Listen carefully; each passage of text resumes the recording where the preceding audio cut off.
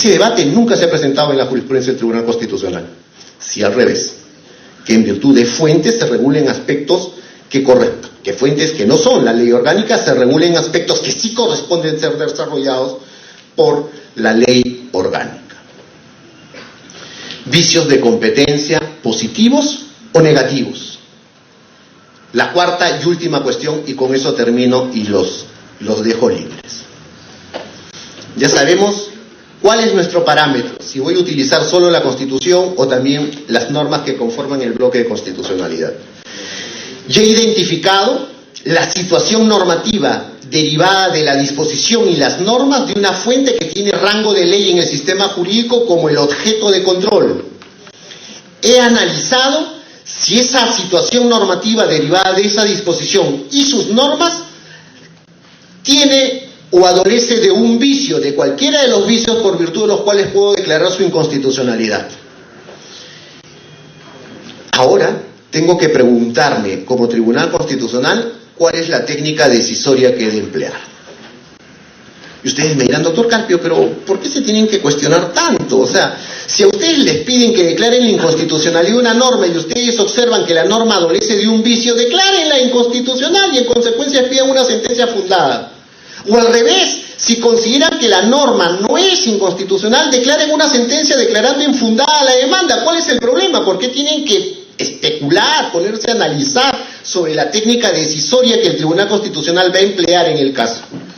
Bueno, porque se presentan diversidad de situaciones. Les voy a poner un ejemplo. Supongamos que una ley o una norma con rango de ley se aprueba con este contenido.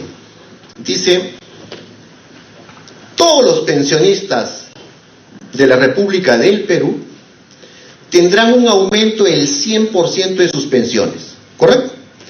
Del 100% de sus pensiones, con excepción de aquellos que son pensionistas abogados. A todos se aumentará en el 100% de sus pensiones, salvo a los pensionistas que además son abogados. La pregunta es, ¿una disposición legislativa de esta naturaleza es inconstitucional? Admitamos dogmáticamente sin discusión que sí, que adolece de un vicio material. La Constitución dice que nadie puede ser discriminado por ninguna razón. Y en este caso parece que la norma aprobada establece un beneficio a un grupo de personas que se lo niega a otros. Y como estamos dogmáticamente afirmando de que hay un vicio de carácter material, no nos importa si existe o no justificación, simplemente la damos por cierto, para los efectos de ver qué técnica decisoria debemos emplear. La siguiente cuestión que deberíamos formularnos todos nosotros como magistrados del Tribunal Constitucional es, bueno, si la disposición impugnada adolece de un vicio material, ¿qué es lo que en principio debería hacer? ¿Declarar su constitucionalidad o su inconstitucionalidad? ¿La consti o la inco? Si es discriminatoria, ¿qué voy a decir? ¿Que es constitucional? No. ¿Qué voy a decir o qué debería decir en principio? Que es inconstitucional, ¿no es verdad? Un procesalista que no conoce de los temas de la justicia constitucional podría decir, en esos casos, mire, el Tribunal Constitucional está irremediablemente condenado a declarar la inconstitucionalidad de la disposición.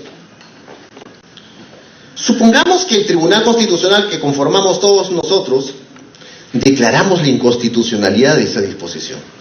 Ustedes saben que uno de los efectos de la declaración de inconstitucionalidad es la expulsión de la norma del sistema jurídico, ¿verdad? ¿Sí? Muy bien, la declaramos inconstitucional. ¿Qué es lo que sucedería o cuál es la situación jurídica en la que se encontrarían los pensionistas a las 24 horas después de haberse publicado esa sentencia en el Diario Oficial del Peruano? ¿Cuentan con su aumento de pensión o no? Si se declaró inconstitucional y se expulsó la norma del sistema jurídico, ya no hay. Ya no hay aumento de pensión, ¿no es verdad? ¿O sí? No hay aumento de pensión, ya la norma no existe más. No hay una norma en el sentido de que lo autorice, que autorice el aumento del 100% de las pensiones. La pregunta es inconstitucional que se aumente las pensiones a los obreros en el 100%? ¿Era inconstitucional que se aumenten las pensiones a las enfermeras? ¿A los pensionistas enfermeros, a los pensionistas médicos, a todos los demás pensionistas con excepción de los abogados? ¿Era inconstitucional eso? No, no era inconstitucional. Pero ya se declaró su inconstitucionalidad. ¿Y ahora qué hacemos? ¿Debería así obrar un tribunal constitucional? ¿Debería declarar su inconstitucionalidad? Pese a advertir de que no es inconstitucional que los demás tengan un aumento del 100% de sus pensiones, solamente que se excluya a quienes tienen la condición de pensionistas y son abogados. ¿Debería así obrar un tribunal constitucional? ¿Obra así un tribunal constitucional? Y les voy a decir, no, nunca. Los tribunales constitucionales no obran en ese esquema de declarar fundada o infundada la demanda. ¿Y entonces qué hacen los tribunales constitucionales? A lo largo del tiempo han venido recreando una serie de técnicas decisorias.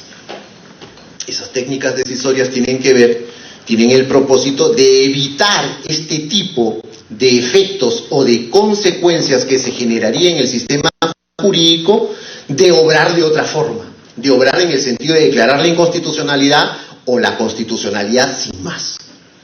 ¿Y cuáles son esas técnicas decisorias? Por lo que se refiere a este caso, digamos, una sentencia sustitutiva. ¿Qué es lo que caracteriza una sentencia sustitutiva? Una sentencia sustitutiva se caracteriza por declarar inconstitucional, inválida, el contenido de una disposición, no en su totalidad, sino solamente en uno de sus fragmentos. Y como consecuencia de declarar la inconstitucionalidad de un fragmento de la disposición, incorporar dentro de su ámbito de aplicación aquello que en principio se quiso excluir. Se los pongo en blanco y negro y para seguir con el ejemplo del aumento del 100% de las pensiones. Todos los pensionistas tendrán un aumento en el 100% de sus pensiones, con excepción de quienes son abogados. ¿Qué es lo que hace una sentencia sustitutiva? Una sentencia sustitutiva dice, no es inconstitucional que los demás tengan un aumento en el 100% de sus pensiones, lo inconstitucional es que se haya exceptuado a los abogados. Lo que declara inconstitucional es este fragmento de la disposición. ¿Por qué esto es inconstitucional? Es inconstitucional que se haya excluido a unos lo que se concede a otros. Esto es lo inconstitucional. Y en consecuencia, solamente sobre esto, declarado inconstitucional, es que se va a pronunciar el tribunal. ¿Qué queda al día siguiente de publicada la sentencia en el Diario Oficial del Peruano? Queda el contenido de la disposición, que tiene estas palabras más su signo de puntuación. Todos los pensionistas tendrán un aumento en el 100% de sus pensiones, no más. ¿Por qué se llama sentencia sustitutiva? ¡Qué feo nombre! Es el Tribunal Constitucional un legislador positivo, está queriendo invadir las competencias del Parlamento, del Poder Ejecutivo, de los gobiernos regionales, de los gobiernos municipales. No, un momentito, el Tribunal Constitucional no puso una coma adicional al texto legislativo. Lo único que hizo es sacó un fragmento de esa disposición. Pero ese fragmento quitado, sin embargo, tiene un efecto adicional. Y ahí viene el mote de legislador positivo.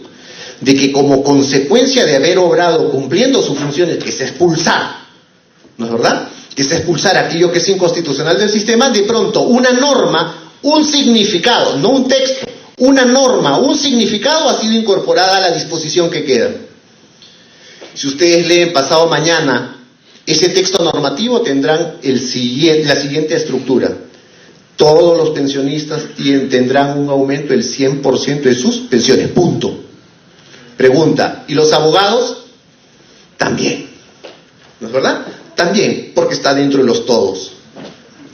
Lo que el legislador quiso no comprender, de pronto como consecuencia de la actividad realizada por el Tribunal Constitucional, resulta comprendido. Sentencia sustitutiva. Feo nombre, ¿no?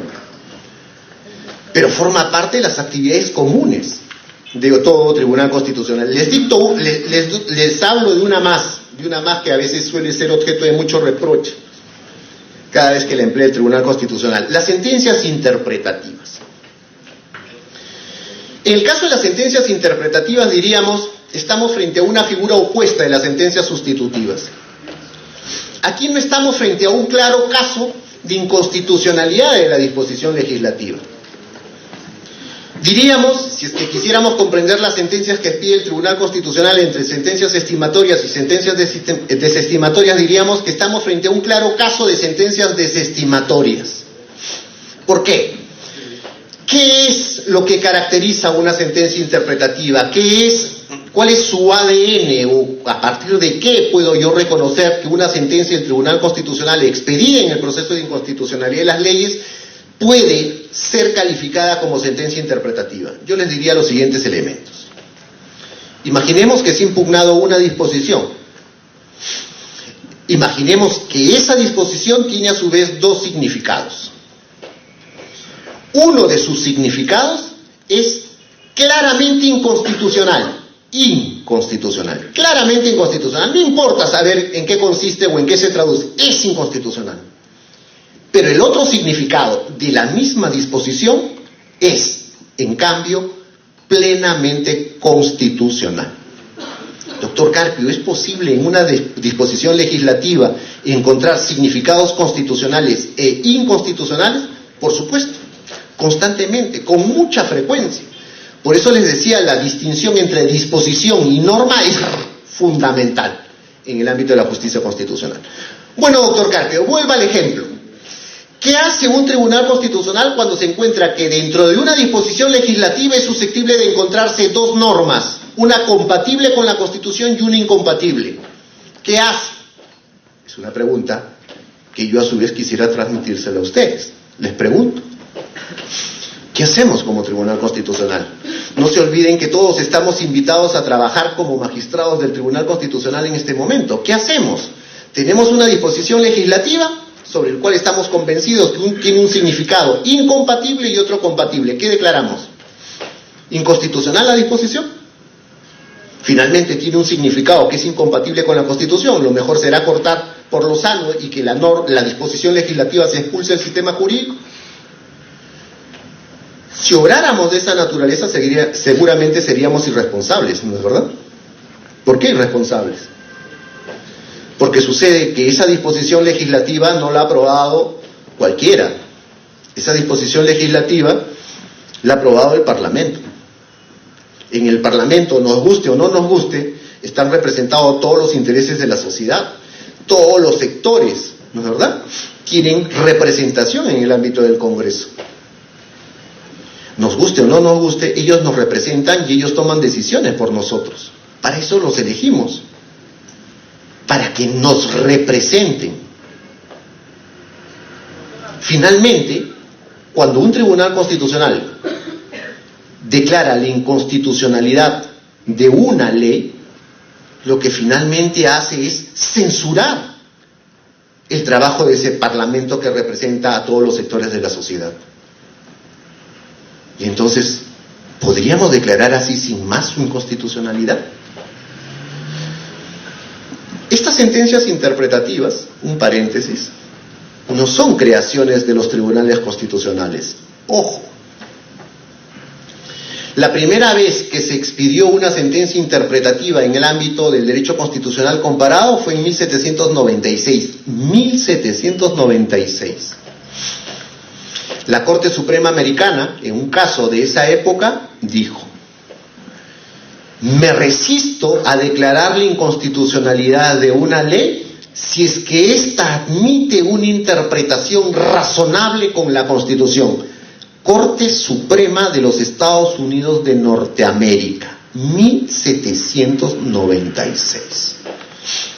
¿Qué han hecho los tribunales constitucionales? Han recogido esta experiencia que viene del derecho norteamericano, le han dado forma, la han calificado como sentencia interpretativa y han dicho: si una ley tiene un significado que es incompatible con la Constitución, pero tiene otro que sí es compatible, me resisto a declarar la inconstitucionalidad de la ley y voy a declarar su constitucionalidad.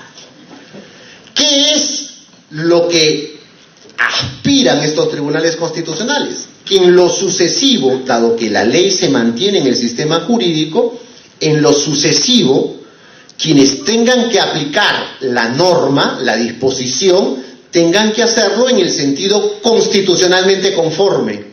Y en consecuencia, los tribunales constitucionales prohíben que en el futuro la disposición legislativa se aplique en el sentido interpretativo encontrado como incompatible con la ley fundamental. Sentencia interpretativa. Hay más sentencias. Hay casos donde puede tratarse de una disposición legislativa claramente inconstitucional, no admitir sentidos interpretativos compatibles sino incompatibles. Claramente inconstitucional una disposición. Y sin embargo, si se declara la inconstitucionalidad, se genera un problema mayor a que si la norma estuviese vigente en el sistema jurídico. Les pongo un ejemplo. El año 2001, 2002 me parece, creo que el año 2003 salió la sentencia que tiene el número, el 010-2002 AI del Tribunal Constitucional, donde se controló el tema de la legislación antiterrorista. Esas normas fueron declaradas incompatibles con la Convención Americana de Derechos Humanos en su momento, por la Corte Interamericana de Derechos Humanos. En virtud de esa legislación, el Estado peruano se encontraba ya como caserito en la jurisprudencia de la Corte Interamericana de Derechos Humanos. Toda la jurisprudencia de la Corte de la década de los 90 y de los primeros años del 2000 están construidos sobre la base de la lucha antiterrorista que hizo el Estado peruano. Y entonces en algún momento se cuestionó la constitucionalidad de parte de esa legislación antiterrorista, y el Tribunal Constitucional se encontró frente a esta disyuntiva, frente a este dilema verdaderamente existencial. Había una disposición, en realidad varias disposiciones, que eran incompatibles con la Constitución de ese entonces en los términos que estaba fijado. Sin embargo, si el Tribunal Constitucional declaraba la inconstitucionalidad de la disposición, tendría que liberarse a todos los terroristas. Y si se declarara la inconstitucionalidad del tipo penal de terrorismo, peor todavía. No solamente liberarlos, sino además liberarlos y no tener capacidad como Estado para volverlos a procesar. ¿Por qué? Porque la declaración de inconstitucionalidad del tipo penal, ¿no es verdad?, supone que no se pueda volver a procesar a una persona por un hecho que en el momento en el que se cometió ya no es delito, porque ya está declarado inconstitucional. O sea, un dilema terrible con el cual enfrentaba el Tribunal Constitucional de ese entonces. La pregunta es, ¿qué hace un tribunal en esos casos? Cuando observa de que hay legislación que es claramente inconstitucional y sin embargo, si lo declara como tal, inconstitucional, podría generar un problema mayor. ¿Qué hacen los tribunales constitucionales? Lo que hacen los tribunales constitucionales es declaran su mera incompatibilidad. Le dicen al órgano que expidió la norma, mira, observa, tu fuente es incompatible con la Constitución, pero no la voy a declarar inconstitucional, porque estos serían los efectos, que son peores para el sistema constitucional. Y entonces, te exhorto a que tú modifiques tu legislación. Ve los términos en los cuales vas a modificar tu legislación. Pero exhortado estás y está en tu campo esta tarea. Y ustedes se preguntarán, doctor Carpio, pero ¿y cuál es la diferencia entre que se declare inconstitucional o finalmente se modifique legislativamente esa legislación advertida como inconstitucional? Una muy sencilla, en el ejemplo propuesto. Si el legislador modifique el tipo penal, eso no quiere decir que no se pueda juzgar por esos hechos. ¿No es verdad? No quiere decir que se pueda juzgar por esos hechos, que no se pueda juzgar por esos hechos. A diferencia de lo que sucedería si es que se declara su inconstitucionalidad y la disposición no existe más en el sistema jurídico. Y entonces, a a estas sentencias que solamente advierten que la norma con rango de ley es incompatible con la Constitución y no la declaran como tal, se llaman sentencias de mera incompatibilidad. Sentencias de mera incompatibilidad. Y aquellas sentencias que, además de declarar la mera incompatibilidad del objeto controlado con la Constitución, exhortan al Parlamento a que modifique el sistema legislativo, se llaman sentencias exhortativas. Si ustedes aprecian bien este esquema, podrán advertir lo siguiente. No es muy fácil determinar con qué parámetro voy a controlar lo que quiera que sea impugnado. No es una cuestión muy sencilla, a partir de la lectura de la Constitución, a partir de la lectura del Código Procesal Constitucional, determinar sobre qué ha de recaer el control, sobre cuál es el objeto de control de constitucionalidad. Si es susceptible de poderse determinar con cierta facilidad, digo, con cierta facilidad, porque en realidad es un problema muy serio, el tema de cuáles son los vicios que yo puedo encontrar en una ley o en una norma con rango de ley a los efectos de poderla declarar como inconstitucional si es que la adolece. Y es un problema demasiado serio para toda actividad de los tribunales constitucionales identificar cuál es la técnica decisoria que empleará en un caso determinado, cualquiera sea la respuesta a la pregunta si esa fuente con rango de ley que se le ha cuestionado es constitucional o es inconstitucional. No cabe aquí una respuesta en el sentido de declararla fundada o una respuesta en el sentido de declararla infundada.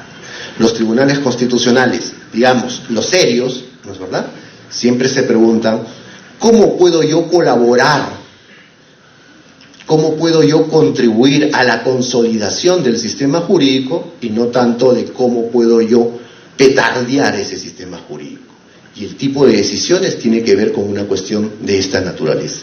El Tribunal Constitucional se presenta como un órgano colaborador con el sistema jurídico del país, a los efectos de que se expulse en términos razonables lo que es incompatible con la ley fundamental, pero sin generar por eso huecos o problemas mayores a aquellos que supondrían que se quede la disposición legislativa inconstitucional vigente en el sistema jurídico. Mil gracias, estimados amigos.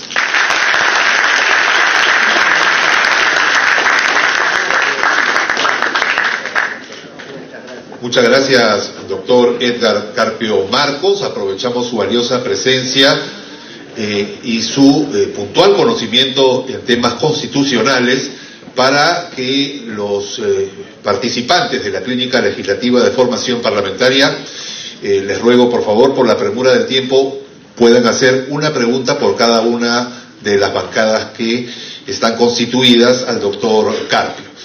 Tengan a bien levantar la mano para formular su pregunta. Sí, por favor.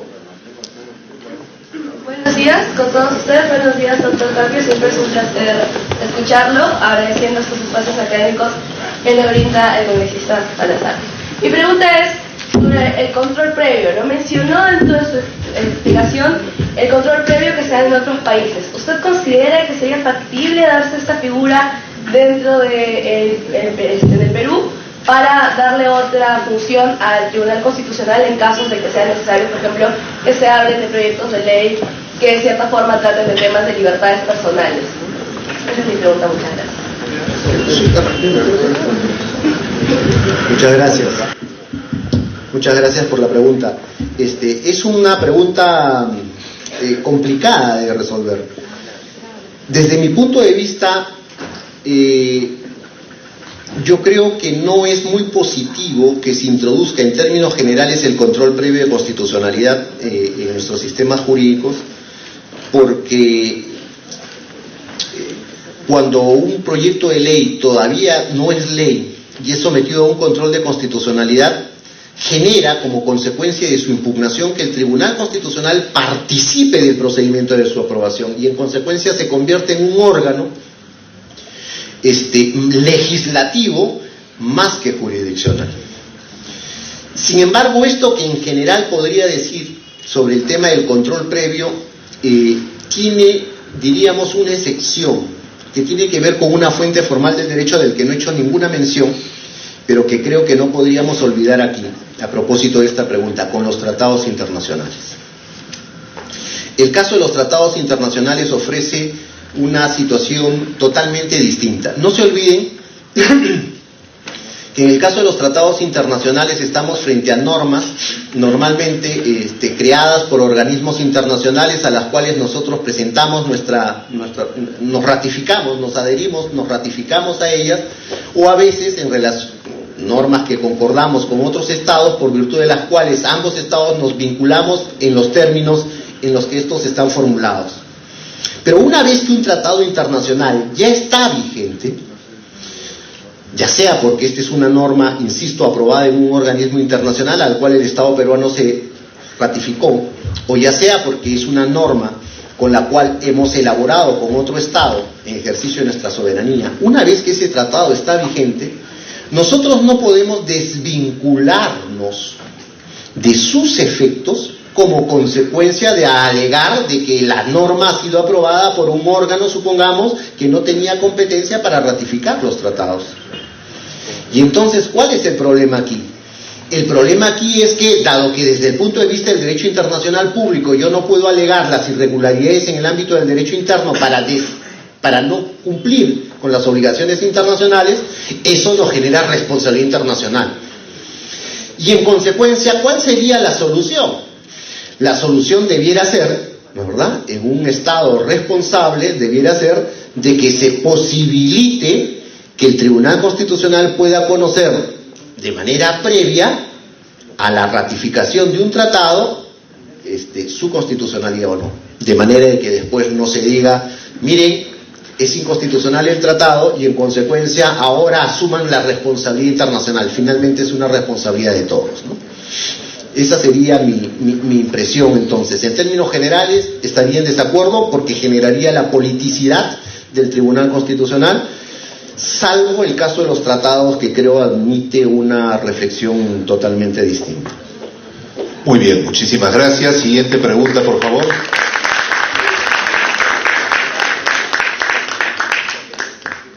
Buenas tardes con la mesa, señor congresista Octavio Salazar, profesor Carpio. Mi pregunta muy brevemente es acerca de este fenómeno jurídico llamado neoconstitucionalismo.